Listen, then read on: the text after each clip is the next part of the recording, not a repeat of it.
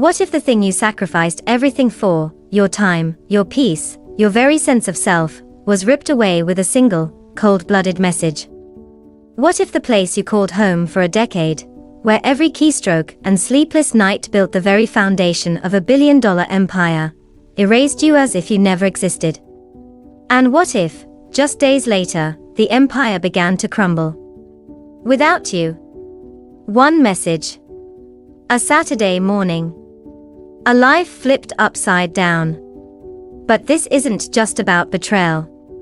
It's about power, leverage, and a reckoning that no one saw coming. Stay with me. Because she isn't walking away quietly. The email hit her like a slap. Subject line: Organizational Realignment Position Status Notification. It arrived at 7:13 a.m. on a Saturday. No greeting. No thank you. Just a crisp, lifeless block of text from Brandon Ellison, the new CEO of Etherian Systems. Effective immediately, your position as Senior Systems Integration Specialist has been eliminated due to structural changes in the organization. Please return all company property, including documentation related to the Argus Shield project, within 72 hours.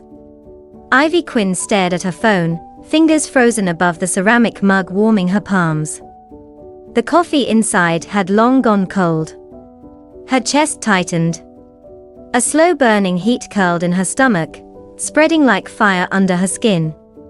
This had to be a mistake. 10 years. 10 damn years. She had poured herself into Etherian, sleepless nights, birthdays missed, relationships quietly eroded.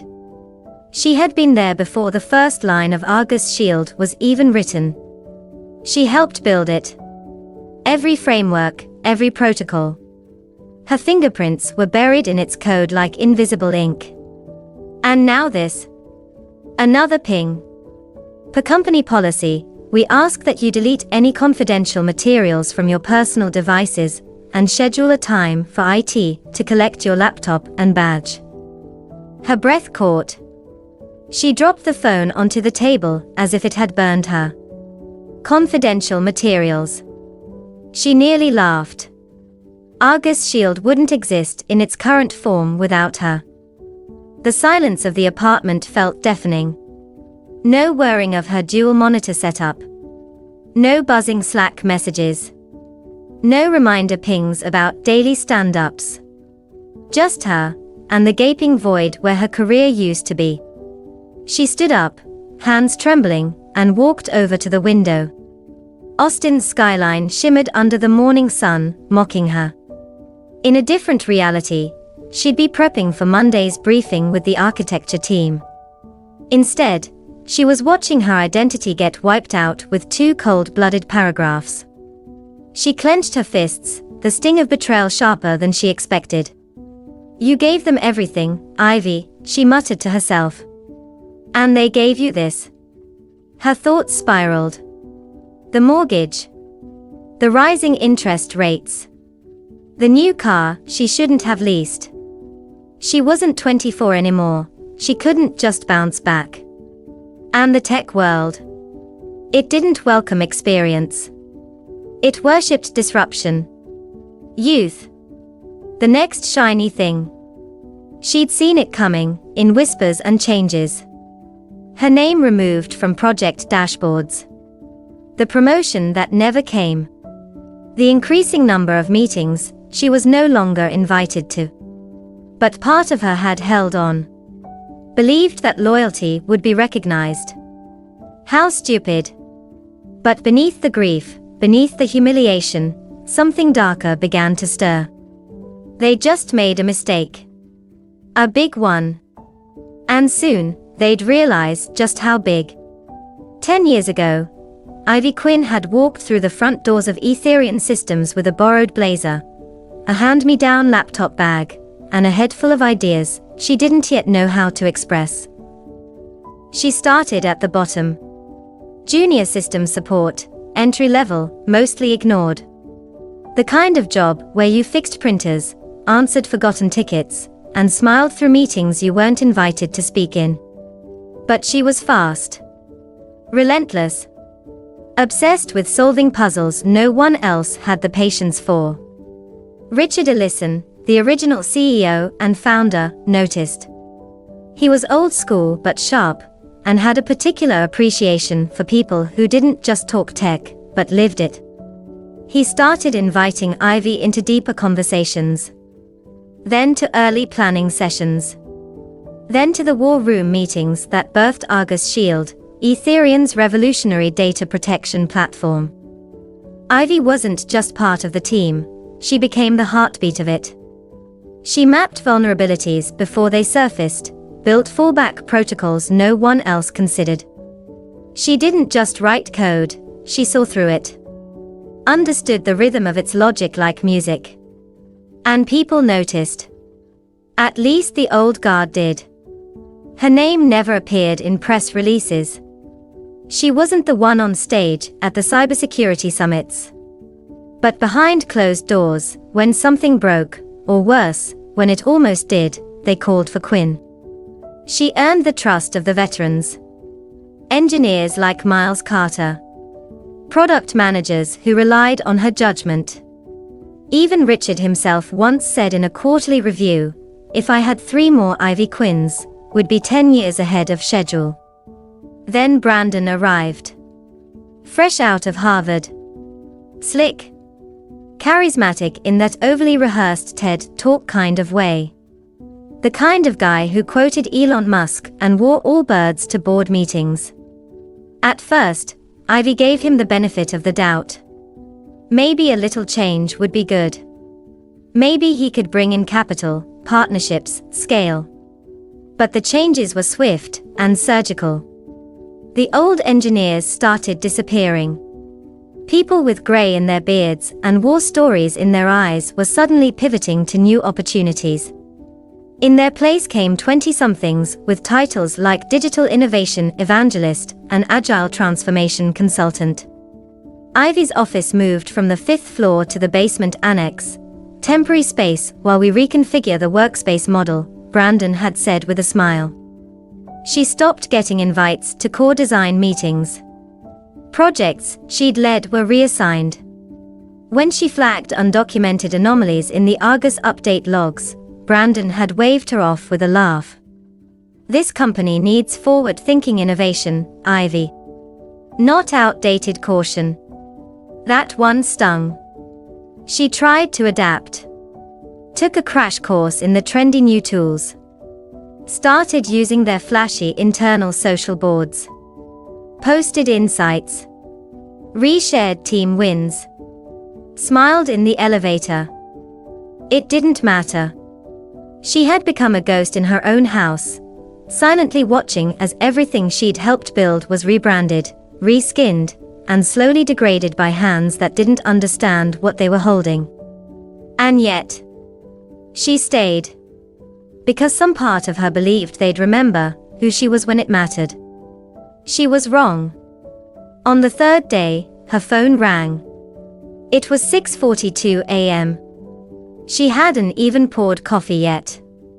Still in her sweatshirt, sitting on the edge of her bed, scrolling through half-hearted job postings that all screamed, fast-paced startup seeking rock stars under 30.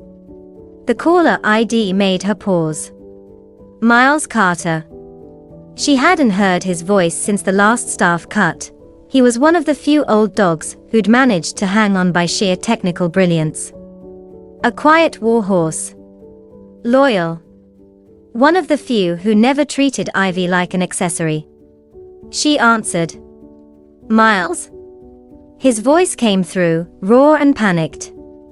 Ivy, I know I have no right to ask you this, but we're in deep trouble. Argus is failing. The annual security patch, it's rejecting the update protocol. The whole update pipeline is dead. She blinked, stunned. What do you mean rejecting? That system's hard-coded too. I know. But it's happening. The patch validator's kicking back corrupted flags, and we can't override it. There's no documentation. We don't even know what part of the pipeline it's in because half of the code's been restructured by Brandon's team. Ivy leaned back, eyes narrowing. That validator had been her design. Meant to catch deep-level intrusions that most firewalls missed, but if not properly maintained.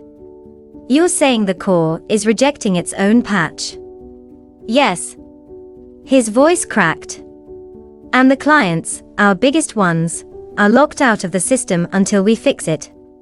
We're hemorrhaging data confidence. Legal is freaking out. She was quiet for a long beat. Her instinct was to say no. Let them burn. Let Brandon explain to the board how his brilliant new hires missed the most basic continuity flaw in a fortress she helped build. But then she thought of the hospitals that ran on Argus encryption. The municipal systems. The small non-profits they'd promised bulletproof protection to. It wasn't about the company anymore. It was about the people who trusted it. She sighed, slowly. Send me a snapshot of the logs and the validator chain. Just the error trail. Nothing else. Miles almost choked. Ivy, I thank you. Really? Just thank you. She didn't answer. She was already moving toward her desk. By noon, she had found the bug. It was subtle. A shift in how the new team restructured the exception handling module. One line of code removed a logic catch she'd hardwired 3 years ago. Without it, the validator assumed the patch was malicious and shut the entire update chain down. She rewrote the logic. Created a stopgap patch that bypassed the failure without compromising encryption. Sent it back to Miles with one line. This will hold for 30 days. After that, it's your circus. That night, another call came. Graham Whitaker. CTO. Old, corporate, and smart enough to know when they'd stepped in it. Ivy, he said, his voice measured, would like to formally retain you as a paid consultant. Whatever your rate is, we'll meet it. She didn't hesitate. $185 an hour. Minimum 12 hours per consult. I work remote. I don't answer to Brandon. And anything I build from here on is mine. IP protection clause, non-negotiable. A pause. Understood. I'll have legal draft the contract tonight. Then, later still, the call she was expecting came. Brandon. His voice was unrecognizable. Humble. Tight. Ivy. I know I didn't handle things the right way. But this company needs you. I need you. We're falling apart without you. She let the silence hang until it hurt. You made it very clear, I wasn't the future of Etherian, she said quietly. I was wrong. You were arrogant, she corrected. And you're lucky your arrogance didn't kill the entire platform. He was silent. She didn't offer a life raft. You'll get the patch. But I don't work for you. Not anymore. And she ended the call. 2 days after stabilizing Argus, Ivy received the email that changed everything. Subject: Executive Opportunity SentinelNet Corp. The recruiter's message was direct, respectful, and most importantly, curious about her, not just her resume. SentinelNet had been watching the Argus situation unfold and traced the emergency patch to her name, tucked into a quiet metadata field no one was supposed to notice. The interview wasn't really an interview. It was a conversation. They asked about her vision. About architecture, about trust in code, about ethics in systems design. They didn't ask why she left Etherian, they already knew. 3 days later, she had the offer. A senior leadership role. A 30% salary bump. A stock option package. A signing bonus. A dedicated RD team. 2 weeks until her start date. That gave her just enough time to wrap up Ethereum's disaster and leave a little reminder behind. She delivered the patch. It worked flawlessly. Argus stabilized. But she didn't teach them how it worked. She didn't document the deeper logic or the redundancies she built in. She created just enough transparency to avoid sabotage accusations and no more. Let them scramble when the next update cycle hits, she thought. Let them realize too late what they lost. Her consulting hours were clinical, efficient. She billed them with the precision of a scalpel. And they paid, because they had no choice. But the real moment came in a board meeting. Brandon had tried to shift blame for the Argus crash. Said the issue stemmed from legacy code that hadn't been updated in years, implying, not so subtly, that Ivy had caused the problem in the first place. He hadn't expected her to be on the call. Actually, Ivy said coolly, that's incorrect. The room fell silent. She clicked a file open on the shared screen. An email. Dated 8 months prior. Addressed to Brandon and the security team. Subject, Argus Validator Redundancies Potential Future Conflicts. She read aloud. I recommend leaving the fallback logic in place until the new patch pipeline is fully validated in a test environment. Removing it early may trigger false positive rejection of authentic updates. She paused. I sent that warning. You ignored it. Brandon's face turned a shade of white that didn't look natural. The next day, she got a call from someone she hadn't spoken to in nearly a year. Richard Ellison. His voice was gravel, tinged with regret. Brandon stepping down. Effective immediately. The board asked me to return temporarily, get things stabilized. That's smart, Ivy replied. He was quiet. Then, I'm sorry. You were right. About all of it. Later that week, Ethereum released a new internal policy. They called it the Quinn's Protocol. From now on, all senior-level departures required a 30-day transition period and full technical debriefing. No more silent exits. No more memory holes. It was the closest thing to an apology she was ever going to get. And it was public. The final offer came wrapped in desperation. Brandon, clinging to the remnants of his influence, reached out one last time, through legal channels, through HR, through Graham, finally sending the message himself. Double the salary. A seat on the executive board. An open-ended contract. Ethereum would do anything to get her back. But Ivy didn't even need to think. She typed her response in one line. It's not that I lost value, it's that you never saw it to begin with. And then she closed the door. For good. 2 weeks later, she stepped into the headquarters of SentinelNet Corp. There were no glass trophies. No fake beanbag innovation corners. Just a team of seasoned minds, sharp thinkers, people who spoke code like a second language and treated experience like gold. They didn't ask her to prove herself. They already knew. On her first day, the VP of Engineering stopped by her office and said, "We don't want shiny. We want solid. We're not here to reinvent the wheel, we're here to make sure it never breaks." She smiled for the first time in months. This was what respect felt like. A month later, a letter arrived at her new office. Thick, ivory paper. Gold embossed seal. Ethereum Systems 25th Anniversary Celebration. Inside, a handwritten note from Richard Ellison. You helped build this place. We hope we can honor that better now than we did before. Thank you for everything. She didn't attend. But she appreciated the gesture. She never needed to sabotage them. Never needed to watch them crumble. They did that on their own.